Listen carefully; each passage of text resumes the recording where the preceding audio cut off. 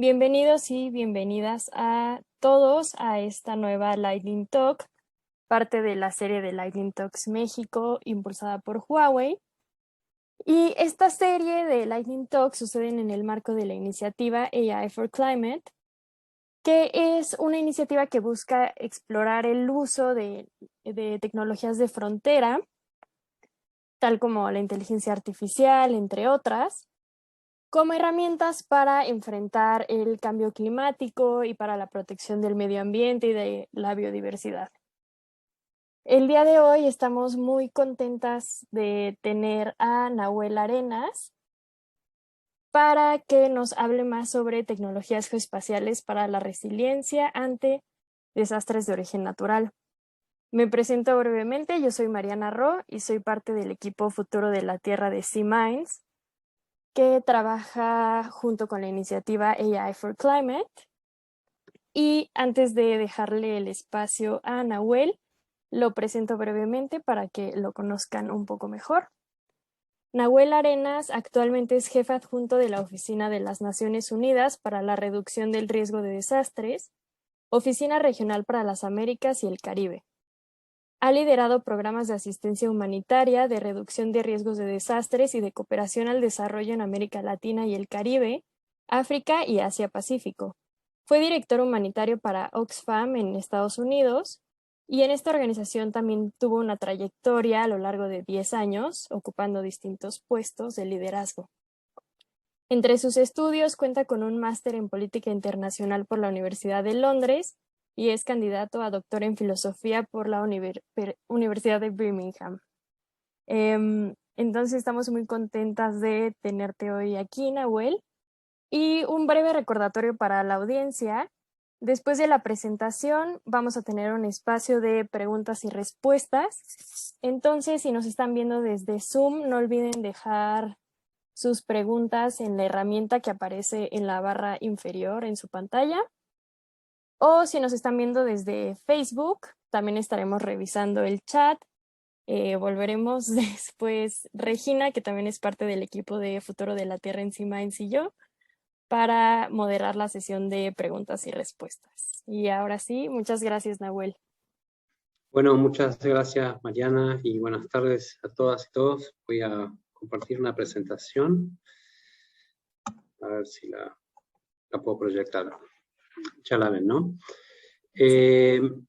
Bueno, mi presentación tiene unas 3 partes. En principio, quería contarles un poco qué es la reducción de riesgo de desastres y por qué es relevante para esta serie de conversaciones que ustedes están sosteniendo. En la segunda parte voy a compartir algunas de las tecnologías que se usan para la reducción de riesgo de desastres. No, yo no soy un especialista en tecnología geoespacial, pero voy a compartir un poco con ustedes cuáles son las herramientas que se están usando de manera creciente, sobre todo en nuestra región. Y en la última parte de mi presentación voy a compartir algunos desafíos, algunas ideas, recomendaciones y oportunidades que yo veo para el desarrollo de estas innovaciones y del uso de estas herramientas. En primer lugar, como todas ustedes saben y vemos que observamos cómo están en aumento y en crecimiento el número y la intensidad de los desastres a los cuales nos enfrentamos. Nuestra región es una de las regiones más afectadas por los desastres del mundo. Y cuando hablamos de desastres, bueno, y esto tiene una afectación no solo en las personas, sino también en las economías, y esto significa que dineros y fondos que podrían ser usados para el desarrollo sostenible o para combatir el cambio climático deben ser utilizados en responder a los desastres y en reconstruir ante desastres, ¿no? Y esto, cuando me refiero a desastres, me refiero a desastres tanto de origen natural, que pueden ser desastres, por ejemplo, de origen hidrometeorológico, como un huracán, unas tormentas, unas inundaciones, desastres, por ejemplo, geofísicos, como un terremoto, un tsunami, medioambientales, pero también desastres de origen antrópico, es decir, creados por el hombre, como pueden ser desastres tecnológicos, o que se rompa un dique, o que haya por ejemplo, un desastre nuclear, o desastres de origen biológico también, como la pandemia en la cual nos enfrentamos. Una de las ideas que yo quisiera compartirles, más allá del tema puntual de esta presentación y esta conversación, es que los desastres no son naturales. No solo porque pueden ser de diferente tipo de origen, sino que también porque pensamos que los fenómenos pueden ser naturales, ¿no? Un terremoto puede ser un fenómeno de origen natural, pero el hecho de que se transformen en un desastre significa unas limitaciones, unos desafíos, o que no hemos hecho una buena tarea los seres humanos en prepararnos, en no exponernos, en no atender nuestras vulnerabilidades. Ustedes verán que hay muchos países donde hay fenómenos extremos que no necesariamente se traducen en un número de muertes o un impacto en infraestructura o económico mayor. Y eso es porque tienen una mejor preparación, porque tienen unas mayores capacidades de prevenir y de mitigar estas amenazas. Y muchas de estas herramientas sirven justamente para eso, para poder tener mejor comprensión del riesgo y prevenir y mitigar de manera más efectiva y eficiente estas amenazas. Pero ¿por qué seguimos viendo este crecimiento de estos fenómenos? Y es porque seguimos generando factores de riesgo. ¿Y qué son los factores de riesgo? Bueno, son esas situaciones que nos hacen más vulnerables o que nos exponen ante estos fenómenos y que eventualmente pueden traducirse en una situación de desastre. Y estas son, por ejemplo, en nuestra región, la pobreza y la desigualdad estructural, obviamente el cambio climático y la deforestación, pero también es una región de una creciente urbanización, la región más urbana del mundo, y esto hace que pues ocupemos el territorio de una manera no siempre planificada y no siempre bien gestionada, que tengamos y sigamos construyendo infraestructura que es vulnerable, etc. Entonces, en la medida que todos estos factores siguen estando allí y que seguimos abonando estos factores de riesgo, pues seguirán creciendo los desastres. Pero aquí es donde yo quiero poner el foco en por qué es importante mirar el tema del riesgo. Y si miramos a los riesgos, tenemos que mirar a todos estos factores que los generan. En el mundo hay grandes marcos globales que han sido adoptados por los países y por las Naciones Unidas. Me imagino que el público de estas conversaciones está muy interesado en la implementación del Acuerdo de París. También conocerán los Objetivos de Desarrollo Sostenible y el marco de Sendai para la reducción de riesgo de desastres, que es el que la oficina que represento, la Oficina de Naciones Unidas para la Reducción de Riesgo de Desastres, velamos por su implementación. También ha sido adoptado en el 2015, con un periodo de 15 años hasta el 2030, y aporta recomendaciones muy concretas para diferentes actores y a diferente nivel sobre cómo hacer para reducir el riesgo de desastres. Es decir, lo que queremos hacer es atender al riesgo residual, reducir el riesgo existente y, por supuesto, y sobre todo, prevenir la creación de nuevo riesgo. Y esto es fundamental también para las otras agendas. También es fundamental y hay una coherencia muy grande entre esos objetivos y la implementación del Acuerdo de París, y hay una articulación muy concreta entre el marco de Sendai y la consecución de los Objetivos de Desarrollo Sostenible. Por ejemplo, hay ODS particulares cuyos indicadores son los mismos que los del marco de Sendai.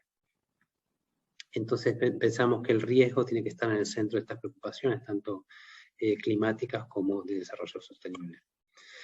El marco de Sendai tiene diferentes prioridades y metas. La primera de esas prioridades es la comprensión del riesgo.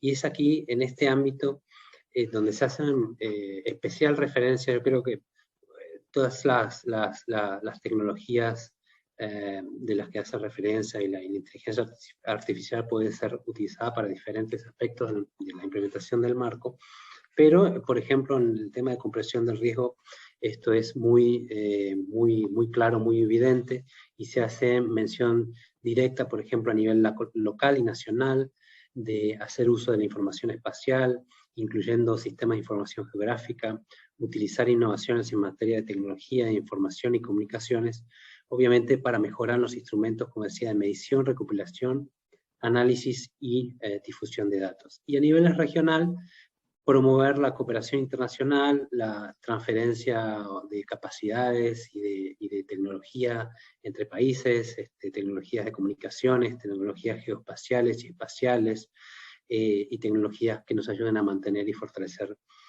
observaciones de la Tierra y el clima. Y todo esto, otra vez, con el objetivo de comprender mejor el riesgo y poder hacer un mejor, una más eficiente, enfrentarlo de una manera más eficiente y efectiva.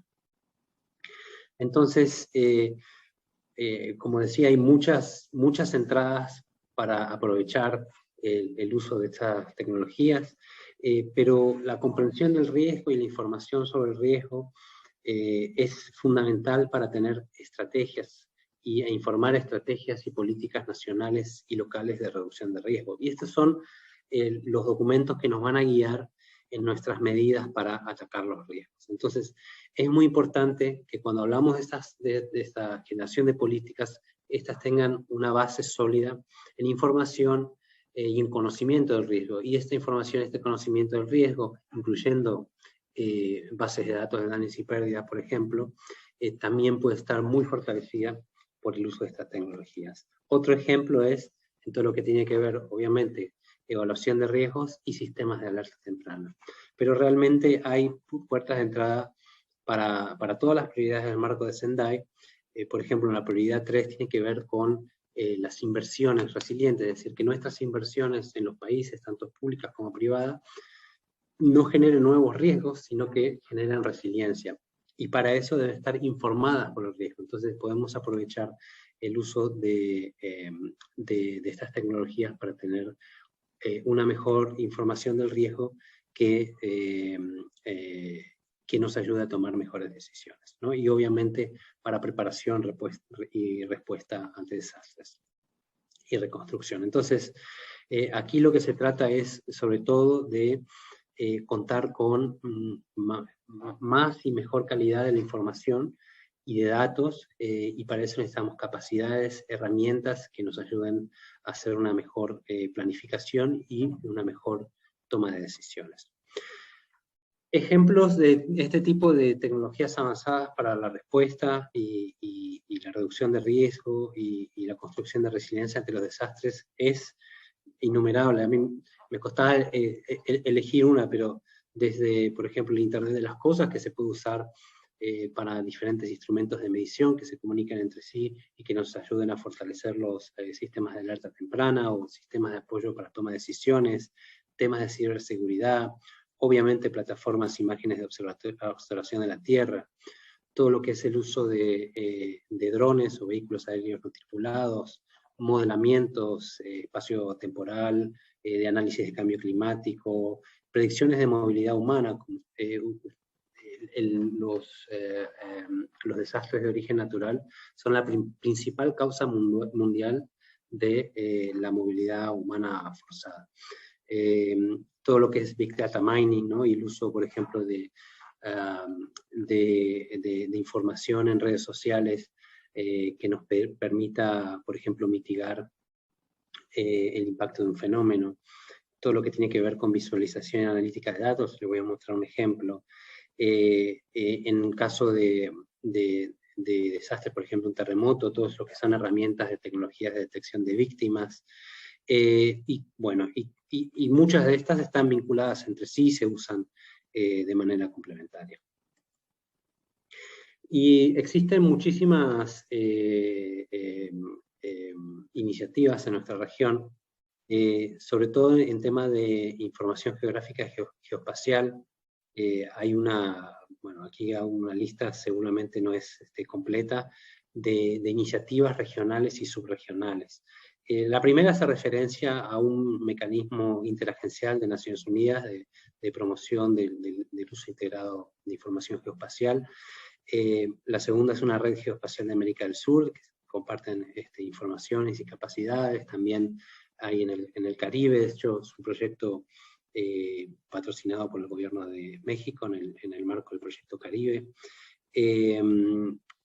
También hay colaboraciones, bueno, el uso de detección de objetos mediante láser con tecnología LIDAR se está usando de manera creciente, por ejemplo, en el Caribe. Esto se usa para, por ejemplo, sondeos topográficos, para ver cómo puede cambiar la topografía o el terreno después de un desastre, incluso las infraestructuras.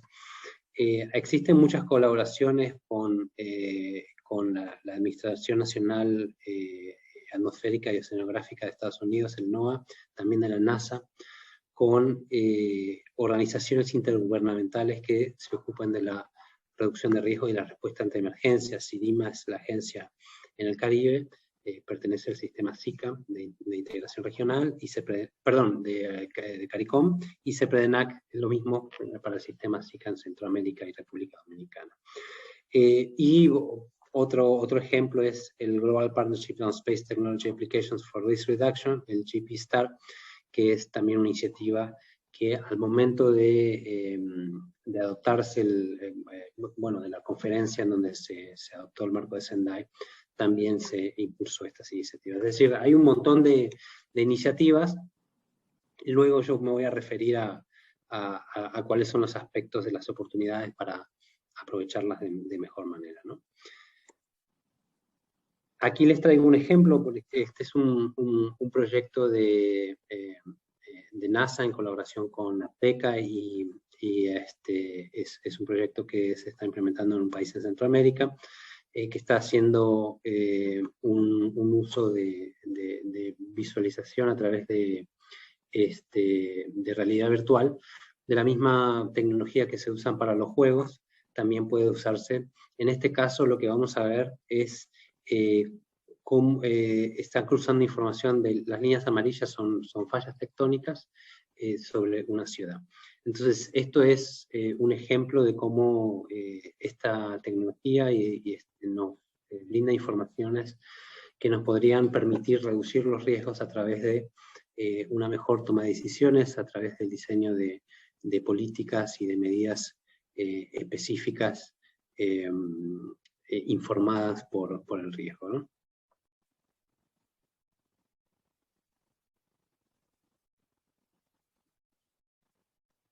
Bien. En esas colaboraciones también se han hecho, estos son otros ejemplos, sistemas de plataformas de información.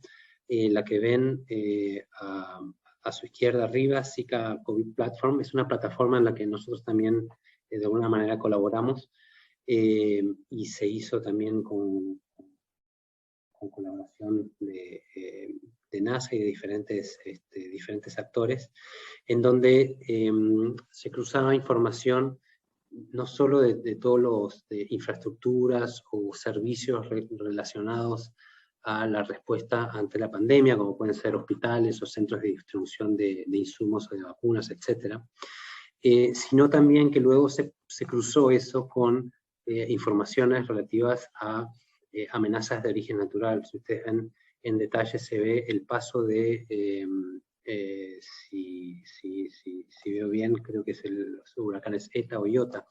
Entonces se podía cruzar la información sobre cómo, y esto funcionó al principio con la tormenta Amanda, cómo el paso de en este caso una tormenta tropical o de un huracán podía tener también un impacto con respecto a la respuesta ante la pandemia y a los esfuerzos de vacunación. Además, obviamente, de otro tipo de afectaciones en infraestructura crítica. Entonces, ese es un ejemplo, y también hay ejemplos en otros ámbitos. En México tenemos el Atlas de Riesgo, en el Caribe también hay una plataforma de información integrada. Aquí voy a sacar mi presentación y la voy a mostrar también por la web. Voy a compartir esta página, que es la plataforma del programa de desastres de la NASA. Y aquí también, obviamente, lo que se hace es cruzar diferentes capas de información. En este momento la que están viendo es una capa bastante a tiempo real, ¿no? con una ventana de 3 horas de riesgos, de deslizamiento de tierra, o también se pueden detectar ciertas inundaciones si le agregamos alguna capa, o podemos, por ejemplo, observar la temperatura del océano en tiempo real, ¿no?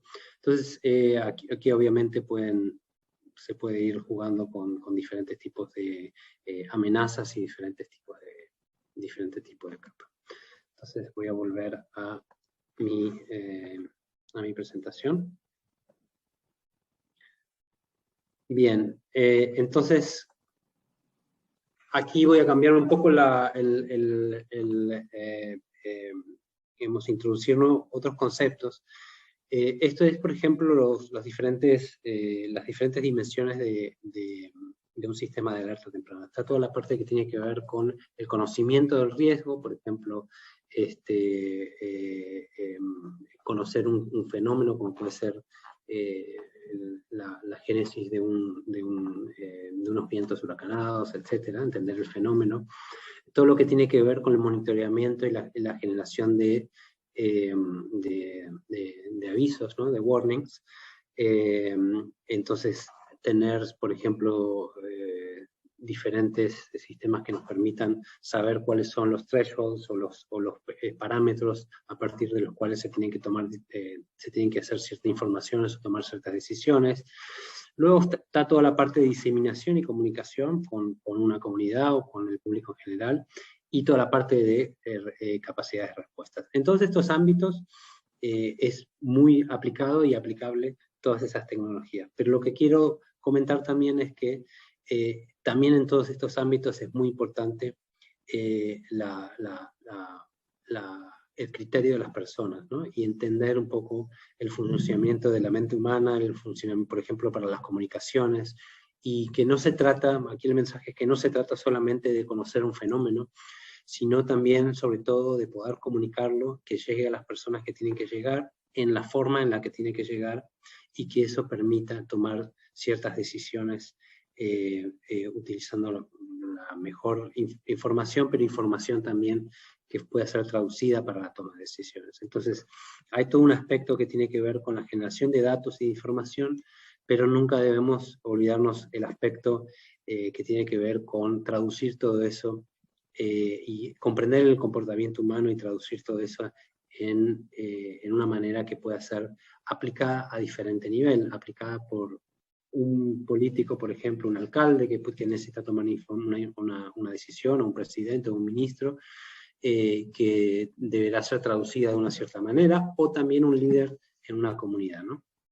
Entonces, a lo que voy es que en este mundo tan interconectado, tan integrado, en donde hay una creciente interacción entre sistemas humanos, económicos, políticos, con los sistemas naturales, es necesario la transdisciplinaridad y tener una visión lo más integral posible de los problemas. Y la tecnología puede estar al servicio de esa mirada holística e integral.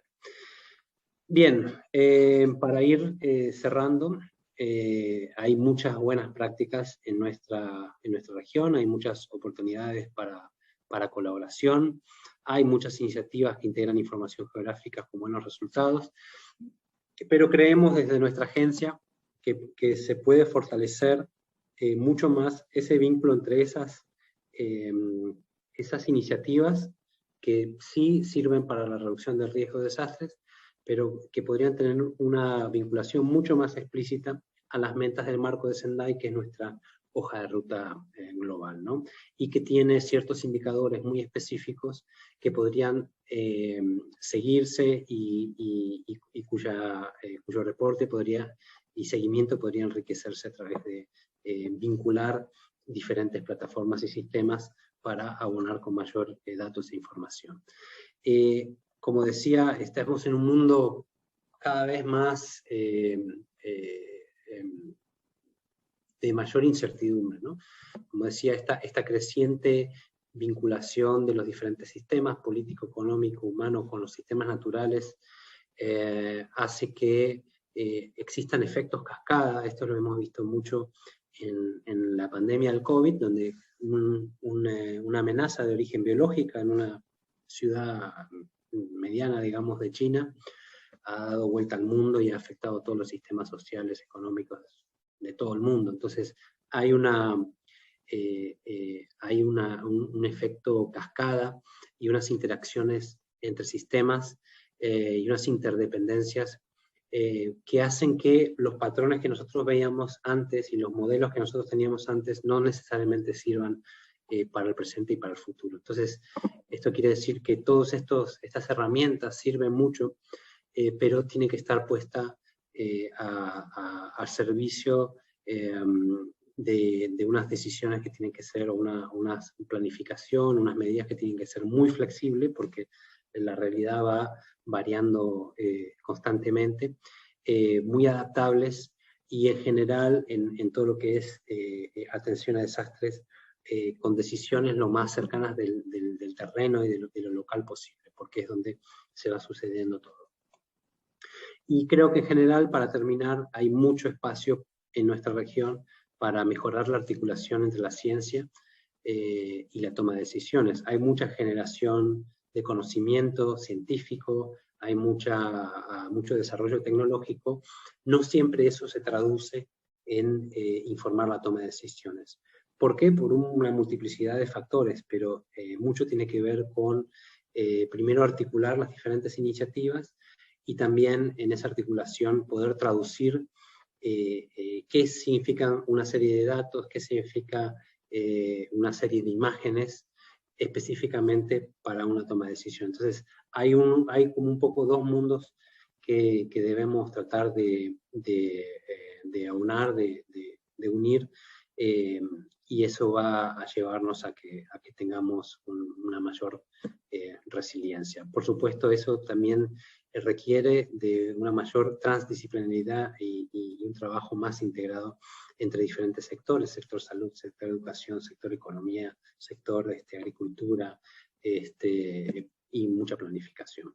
Pero bueno, en fin, hay mucho camino por recorrer para que nuestra región sea más resiliente ante las tremendas amenazas a las que hacemos frente. Y bueno, Mariana, lo dejo ahí y quedo atento a las preguntas. Muchísimas gracias, Nahuel. Estuvo súper interesante tu presentación. Y ya tenemos aquí alineadas un par de preguntas. Entonces, te comparto lo que dice por aquí. Antonieta pregunta, bueno, primero comenta, qué increíble lo que nos compartes. Y su pregunta es, ¿cómo puede sumarse la ciudadanía a fortalecer estas iniciativas?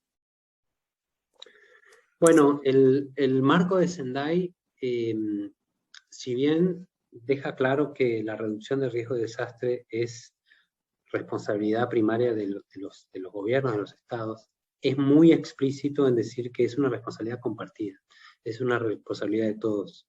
Y nosotros en nuestras decisiones del día a día podemos estar generando nuevos riesgos en nuestros hogares, en nuestras empresas, en nuestro trabajo, en la manera en que nos movemos. Entonces, primero creo que tiene que ver con apropiarnos del problema. Nosotros somos parte del problema y también podemos ser parte de la solución.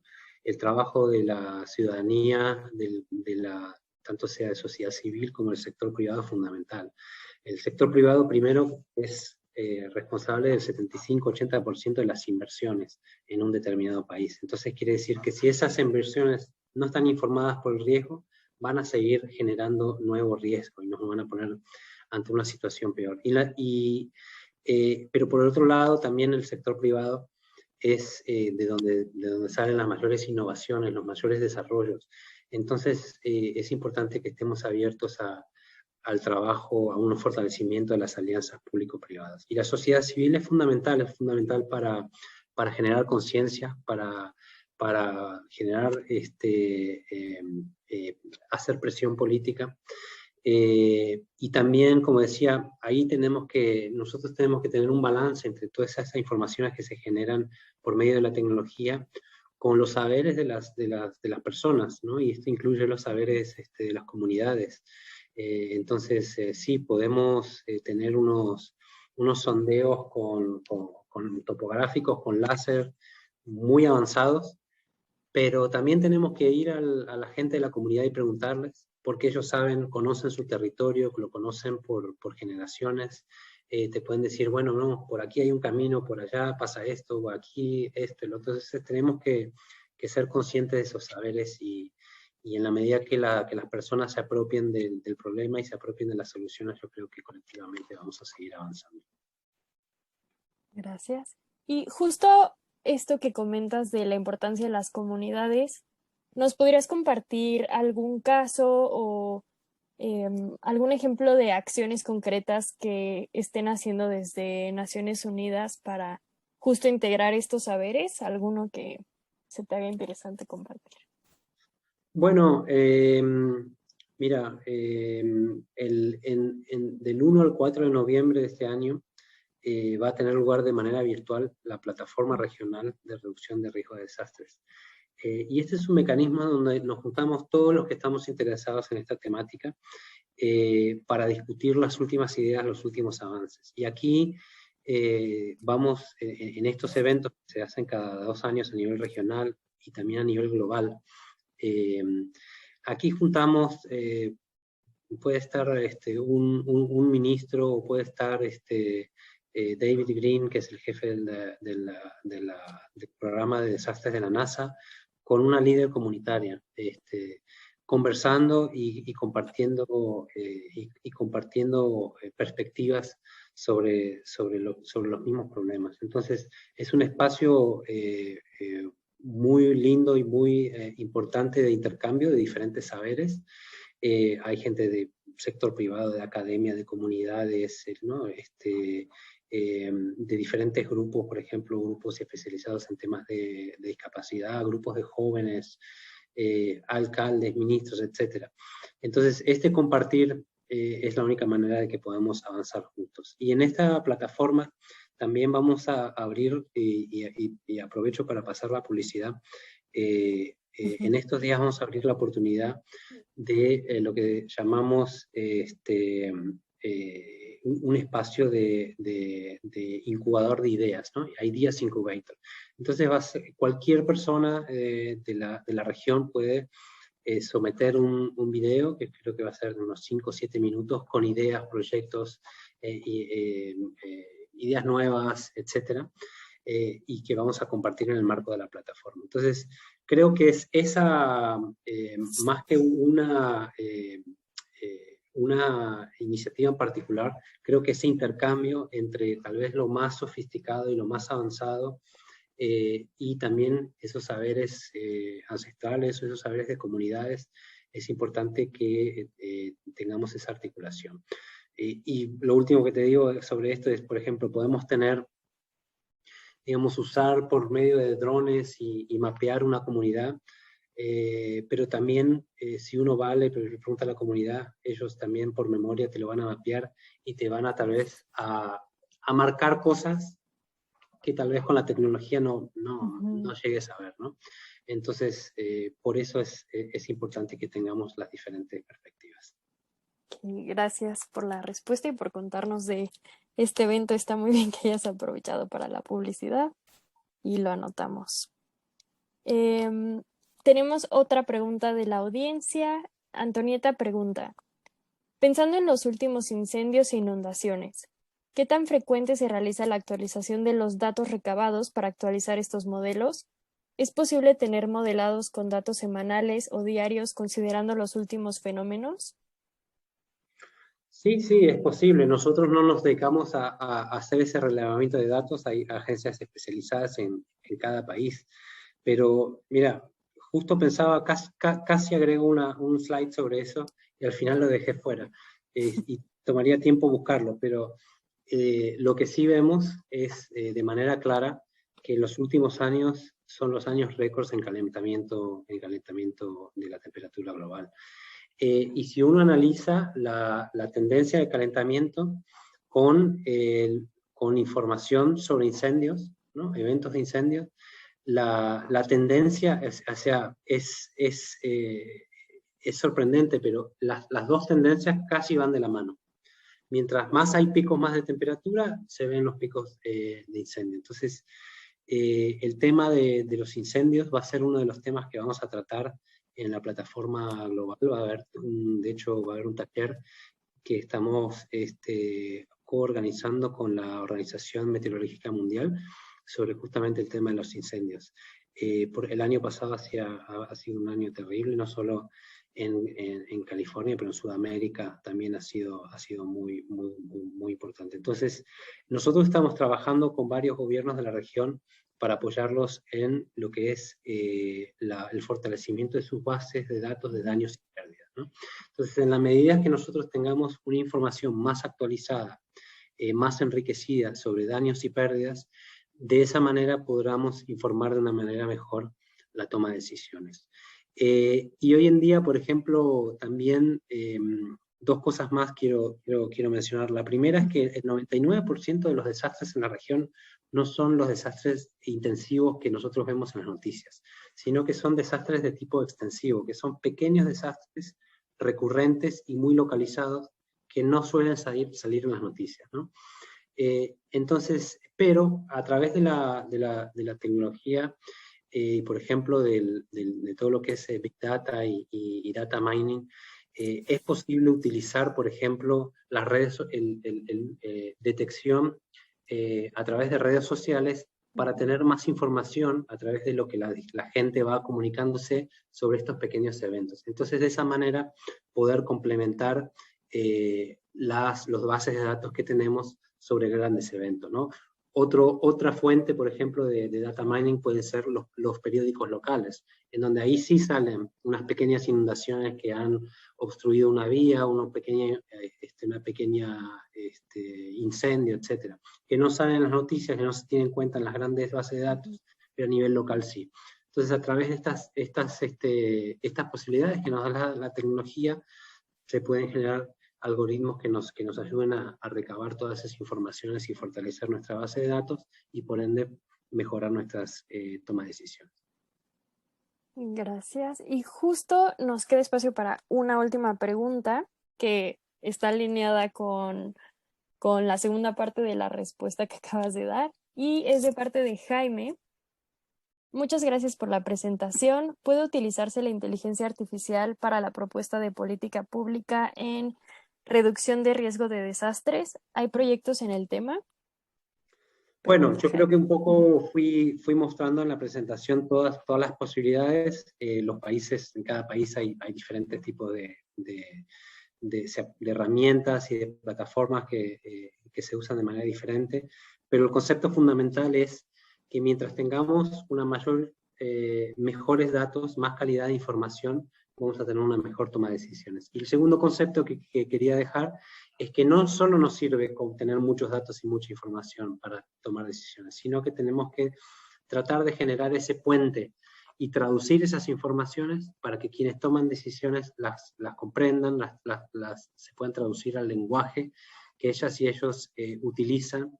Entonces, ese también, tal vez a veces tenemos muchas informaciones y muchos datos y mucha tecnología, pero al final eso no se termina usando en la toma de decisiones y en la generación de políticas. Entonces, así como tenemos que seguir aprovechando la información, tenemos que seguir trabajando en ese puente entre la ciencia, la tecnología y la toma de decisiones y tender esos puentes de lenguaje y de